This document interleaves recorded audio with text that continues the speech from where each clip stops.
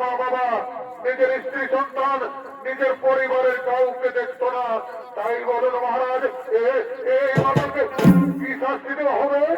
ওরে ওরে দুধমান, এই মাতালকে 70 জন ধরে পেটটা ঘাত করা হোক।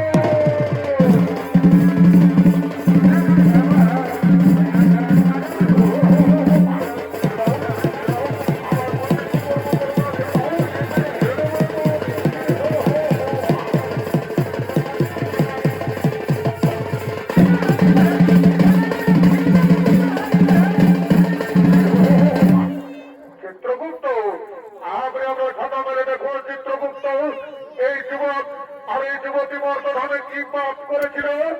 মহারাজ, এই যুবক নিজের মা বাবাকে চিনতে পারেনি মহারাজ, নিজের মা বাবাকে খেতে দেয়নি, নিজের মা বাবাকে কোটায় ঘাস করে বাড়ি থেকে তাড়িয়ে দিয়েছিল, আর নিজে বিরহ বেরোনায় গোলায় দড়ি দিয়ে আত্মহত্যা করে মহাপাপ করেছিল। আর এই যুবতী কি পাপ করেছিল চিত্রগুপ্ত? মহারাজ, এই যুবতী নিজের স্বামী সন্তানকে ছেড়ে পুরো পুরুষের সঙ্গে করেছিল প্রেম আলিঙ্গন মহারাজ। আর নিজের শ্বশুর শাশুড়ি তাকেও খাইতে দেয়নি। তাই বলুন মহারাজ, এরা দুজনকে কি শাস্তি দেওয়া হবে?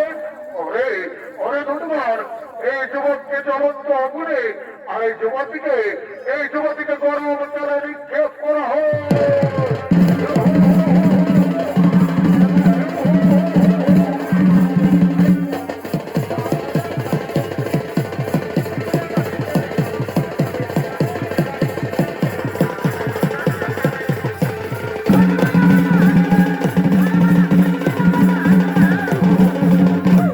চিত্রগুপ্ত, আপনি আমার খাতা খুলে দেখুন চিত্রগুপ্ত, এই ব্রাহ্মণ আর এই ব্রাহ্মণী মর্তধামে কি পাপ করেছিল? মহারাজ, এই ব্রাহ্মণী মর্তধামে কোন পাপ করেনি মহারাজ। এরা দুজন মর্তধামে করেছিল গুরুনাম হরিনাম ভজন কীর্তন, করেছিল ধর্ম আলোচনা। তাই বলুন মহারাজ, এই ব্রাহ্মণীকে কি করা হবে? ওরে ওরে দুধমান, এই ব্রাহ্মণীকে পুষ্পগ্রহে দিয়ে স্বর্গে পাঠানো হোক, আর পুনরায় মর্তধামে মানব রূপে জন্ম দেওয়া হোক।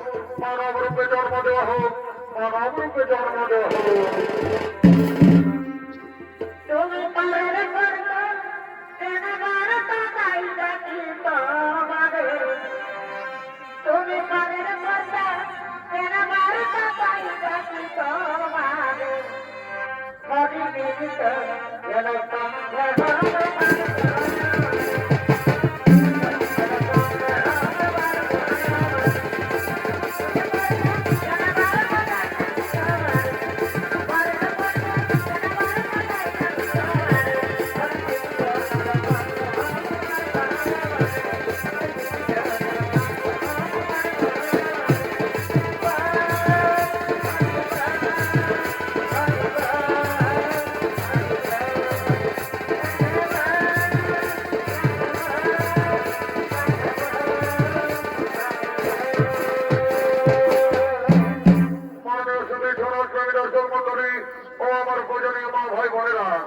বাপ নিজের বাপকেও ছাড়ে না।